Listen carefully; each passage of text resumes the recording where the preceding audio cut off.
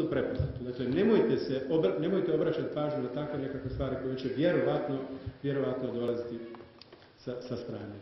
Ono što posebno vas molim, da kao osnivači ove stranke prihvatimo jednu retoriku pozitivnog djelovanja. Dakle, da u našoj komunikaciji sa drugima ne bavimo se lošim stvarima drugih, nego da šaljemo pozitivnu poruku. Dakle, nemojmo, da opet malo budem prost, pljuvati po drugima, nego pustimo, ne idemo ispod određene razine, nego se posvetimo kvalitetnom radu, a taj će rad, vjerujte mi, vrlo brzo biti prepoznat. Dakle, mi ćemo vrlo brzo pokazati da mi imamo svoj cilj, da mi nismo u politiku ušli radi politikanstva, da mi nismo u politiku ušli radi nekakvih materijalnih interesa. To smo inicijativnom odboru rekli, u ovu priču trebaju ljudi koji žele dati. Kao što je to nekad američki predsjednik Kennedy, mi se čini rekao za Amerikance, nemojte gledati šta će vama Amerika dati, nego gledajte šta ćete vi dati Americi. Mi smo sad u toj poziciji da svi imamo zadatak da damo nešto u prilog zaštite našeg bošnjačkog nacionalnog identiteta i da to sačuvamo za budućnost. Bošnjački nacionalni identitet je civilizacijski biser. Dakle, mi znamo naše porijeklo, mi znamo povijest i naše vjeroispovijesti, mi znamo i sredinu u kojoj živimo i dakle naše bivstvovanje u Bosni i Hercegovini i u Europi je jedno civilizacijsko bogatstvo koje treba njegovati. Tako da mi to trebamo i moramo reći i sačuvati našoj djeci, neovisno o tome gdje će oni živjeti, kako će živjeti, oni će se ženiti, ne znam nija, ali taj bošnjački nacionalni identitet treba njegovati činiti. Dakle, nemojmo dozvoliti da to zatremo, nemojmo dozvoliti da se to izgubi, jer će u ovom prebrzom životu, vidite da smo svi opterećeni nekakvom strkom za parama, za novcima, za nekakvim elementarnim stvarima. Čovjek ne stigne ni kafu popiti sa susjedima, sjedite pred televiziju i evo tu se završi.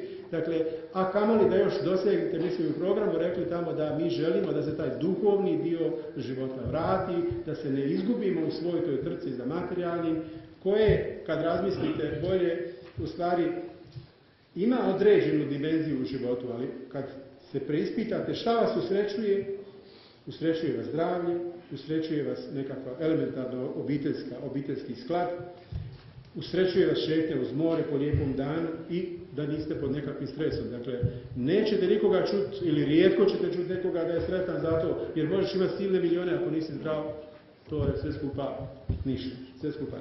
Dakle, postoje nekakve vrijednosti koje se u ovom kapitalizmu polako gube, a mi ćemo pokušati dati doprinos da se taj naš bošnjački nacionalni identitet ne zagubi, ne izgubi, ne asimilira. Naravno, asimilacija, kad živite u drugoj sredini, dolazi neki prirodni procesi, ali u načinu života, u nekakvom poimanju, u sredini u kojoj živite, sve je to normalno. Međutim, ne smije se zaboraviti to je jedno nasljeđe povijesno koje treba prenijeti za budućnost. Vi znate da se danas za biljne i životinjske vrste se troše nekakve silni novci u svijetu da se sačuvaju, da ne izumre bilj, da ne izumre nekakva vrsta kita.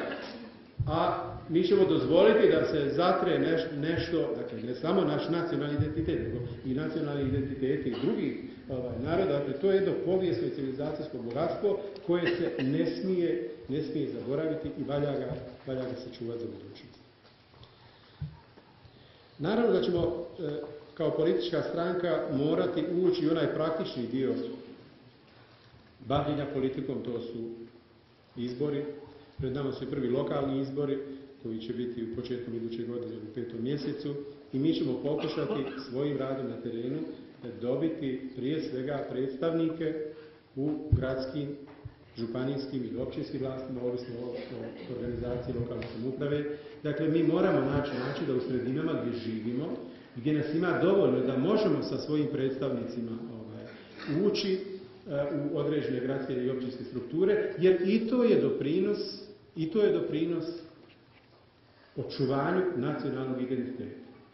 Nemojmo dozvoliti da velike stranke koje jesu, danas neko potapše po ramenu pa kaže ajde glasajte vi za nas. Dakle, mi moramo izgraditi tu, ja bih rekao, jedno od obilježja identiteta je i bošnjačka politička misao za koju, vjerujte mi, u Hrvatskoj ima prostor. Nas je tu dovoljno da možemo u okviru bošnjačke političke misli artikulirati određene interese nacionalne, jer, kao što vidite, kroz nekakve velike stranke, ja ne vidim Bošnjaka ni u SDP-u, ne vidim Bošnjaka u HDZ-u, ne vidim Bošnjaka osim nekih, ja se sad moram nasmijati, i osim nekih, jel tako? To je moj prijatelj Idris Bešić, Efendija iz Gunje, pa ja to tako moram reći. Dakle, velike stranke su velike stranke, one imaju velike nekakve interese državne i njima nije stalo, njima je stalo do glasačke mašinerije, a mi se moramo potruditi oko našeg nacionalnog identiteta, gdje ta bošnjačka politička misao sigurno ima svoj prostor. Dakle, ono što možda nije slučaj u Austriji, ono što nije slučaj u Italiji ili negdje drugdje u dijaspori gdje ima naših ljudi, gdje ne možete zbog brojnosti naprosto doći do izražaja, ali ovdje u sredinama poput Istre, poput Primorja, poput Dubrovnika, Gunje, Siska i ostalih sredina gdje Bošnjaka ima prostora da i bošnjačka politička misao bude jedan od temelja na koje će biti naslonjen bošnjački nacionalni identitet. Tako da, znači, kad dođu ti izbori, mi ćemo naravno do tad morati formirati ogranke, pred nama je tek posao praktičan, jer po našem statutu osnovni oblici organiziranja su ogranci gradski i općinski i mi ćemo onda na terenu tek se morati pojaviti i svi oni koji nisu došli, dakle, na ovu osnivačku skupštinu, moći će nam se priključiti, a i mi sami tek nakon registriranja političke stranke ćemo morati potpisati pristupnice koje prihvatamo statut i plan rada i tada i formalizirati, dakle mi još nismo članovi Bošnjačke demokratske stranke jer ni ona nije kao politička stranka registrirana. Tako da iza ove osnivačke skupštine mi ćemo u svim ovim sredinama organizirati prezentaciju programa rada o kojem smo večeras razgovarali. Iza toga tad ćemo okupiti mi puno više ljudi na takvim prezentacijama, ne znam, od svih gradova i sredina u kojim to imamo interes da radimo. Tada ćemo, znači, pozvati ljude da nam se priključe, da nam se pridruže u toj zajedničkoj političkoj misli i da pokušamo uraditi jedan zajednički posao. Još ću jednom reći da je temelj 2011. popis stanovništva i sve mora biti usredotočeno ka tom cilju. U tom segmentu ćemo mi razrađivati operativne programe koji će se provoditi u komunikaciji sa našim ljudima, ali ono što vas molim da to razjasnite ljudima, musliman, bošnjak, da to nije nikakva kolizija. Mi smo Bošnjaci po nacionalnosti, muslimani po vjeroispovijesti i to je ono što je temeljno, kao što su Hrvati po nacionalnosti, katolici po vjeroispovijesti ili nešto drugo, dakle mi Bošnjaci možemo se u vjerskom smislu izjasniti na nekakav drugi način. Vjera je ipak stvar nekakve osobne želje, ali onako gledano tu u nekakvim globalnim mjerilima to je tako, kao što su Srbi po nacionalnosti, pravoslavci po vjeroispovijesti, kao što su Talijani po nacionalnosti, a katolici uglavnom po vjeroispovijesti, tako smo i mi Bošnjaci po nacionalnosti, a muslimani po vjeroispovijesti. I to je ono što treba ljudima stalno ponavljati, jer tom pričom, dakle, tim preimenovanjem stare nacionalne odrednice koje još uvijek nije ni blizu dovedeno kraju, ćemo mi u stvari pokazati koliko je Bošnjaka. Ako niste izašli kao Bošnjak, onda vas kao musliman više ne postoji. Dakle, kad kažete musliman, to kažete da u nacionalnom smislu ste niko i ništa, jer takav ne postoji. Ni u Bosni, a kamoli u Hrvatskoj. Tako da, znači, Bošnjak je nešto što mi moramo, ja bih rekao, ponavljati i stoga je u nazivu stranke Bošnjačka, dakle, htjeli smo, bilo je raznih verzija, ali htjeli smo da to bude već kroz sami naziv jedna od odrednica i jedna točka u mozgu u kojoj se stalno razmišlja.